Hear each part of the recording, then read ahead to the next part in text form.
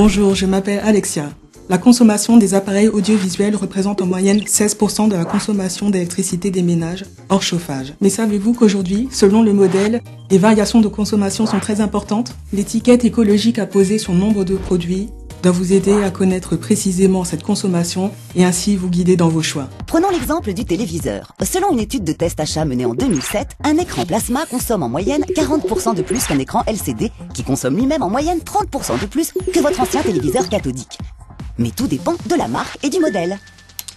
Autre remarque très importante, les dimensions de l'écran jouent un rôle considérable dans la consommation électrique, quelle que soit la technologie. Un écran LCD de 107 cm de diagonale, par exemple, consomme près de 50% de plus qu'un LCD de 80 cm de diagonale. Rassurez-vous, vous n'êtes pas obligé de revenir à votre ancien poste de télévision pour consommer moins. Une nouvelle vague de téléviseurs économes en énergie est arrivée sur le marché. Leur système perfectionné de rétroéclairage leur permet de s'adapter automatiquement à la luminosité ambiante. Des capteurs intégrés leur permettent de détecter la présence ou non de téléspectateurs attentifs.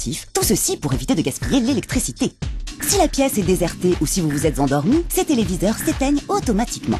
Choisir un téléviseur de technologie LCD de 80 cm de diagonale plutôt qu'un téléviseur plasma de 110 cm permet d'économiser en moyenne 12% sur la consommation d'électricité hors chauffage, soit une baisse possible de 1,5% de la consommation totale d'énergie.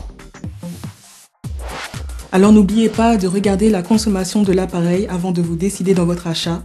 Et au quotidien, si l'appareil le permet, ne le laissez pas en veille, il continuera à consommer de l'électricité pour rien.